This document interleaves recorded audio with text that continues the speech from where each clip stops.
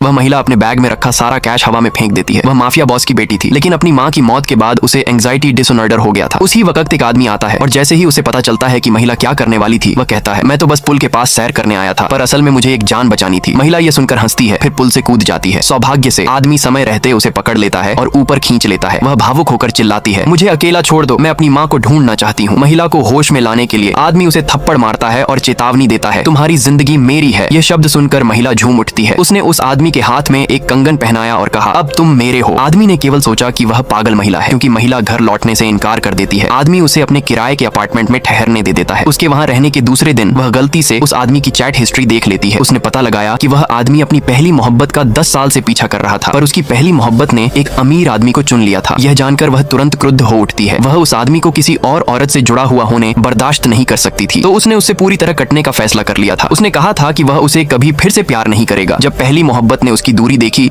तो उसने तुरंत समझाना शुरू कर दिया कि अमीर आदमी, पर आदमी ने कहा, मैंने तुम्हारे पीछे 10 साल तक दौड़ लगाई और तुमने मुझे नौकर जैसा माना, अब बस। हालांकि उसकी पहली मोहब्बत समझ बैठी कि वह बस उसका ध्यान खींचने की कोशिश कर रहा है, इसलिए वह अपनी दोस्ती लेकर उसके अपार्टमेंट पर पहुंच गई। लेकिन दरवाजा वही महिला खोलती है। महिला कहती है, अब वह मेरा बॉयफ्रेंड है, अगर तुम नहीं चाहती कि तुम्हें चोट पहुंचे तो बेहतर यही होगा कि तुम जल्दी चले जाओ। इतना कहकर उसने दरवाजा बंद कर दिया। आदमी ने उससे पूछा कि अभी दरवाजे पर इतनी शोर शराबा क्यों था। महिला सीधे कह देती है कि उसने उसकी पहली मोहब्बत भगा दी है। उसे लगा कि आदमी गुस्सा होगा, पर आदमी ने उसके इस काम के लिए शुक्रिया कहा। महिला तुरंत मुस्कुरा उठती है। उसने आदमी की ठोड़ी पकड़ ली और कहा, अब तुम पूरी तरह मेरे हो, मैं तुम्हारी हमेशा नजर रखूंगी। नेक्स्ट पार्ट के लिए सब्सक्राइब